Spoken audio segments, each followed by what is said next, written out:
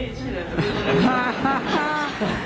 Alors, comme vous le savez tous, il est de coutume pour le témoin de faire un discours.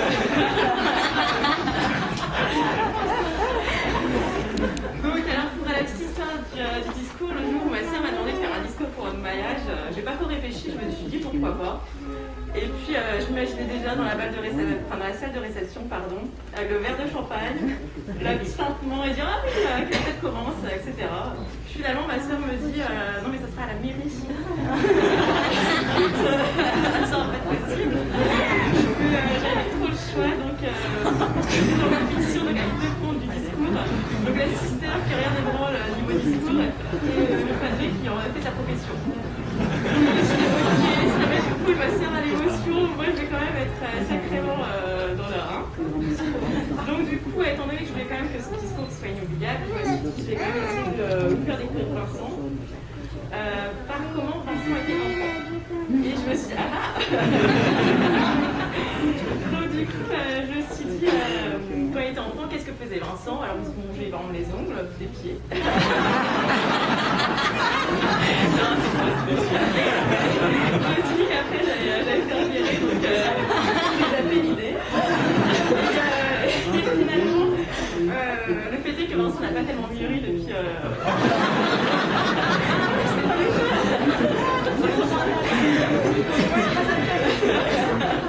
Pour moi, il restera toujours l'éternel adolescent qui a toujours envie de se bagarrer en se pinçant les lèvres, de piquer avec sa Nutella, d'avoir son petit rire et tout ça, donc rien n'a changé.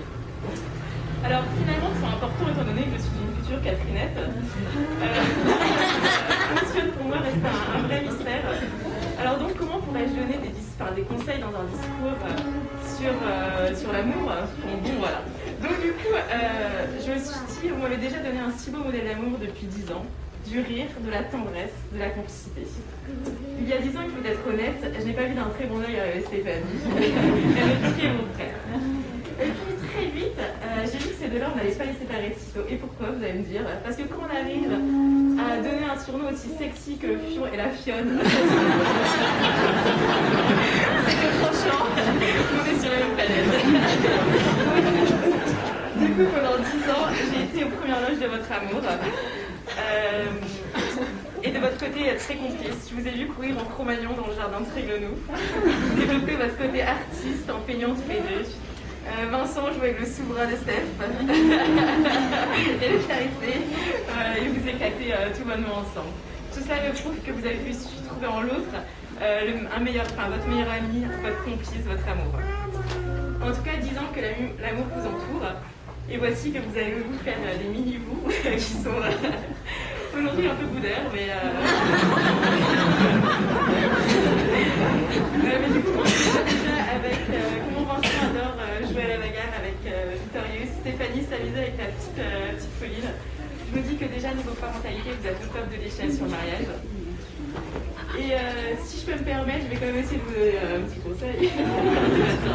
Non mais j'ai vu sur internet quand j'ai voulu faire mon discours que tout le monde parlait en fait de comment gérer le quotidien, comment surpasser la routine, s'amuser, surprendre, etc.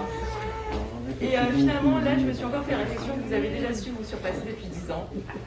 Que quand en 10 ans on a déjà vécu toutes les contraintes de la vie de couple, du quotidien, que vous avez réussi à faire 2 enfants magnifiques.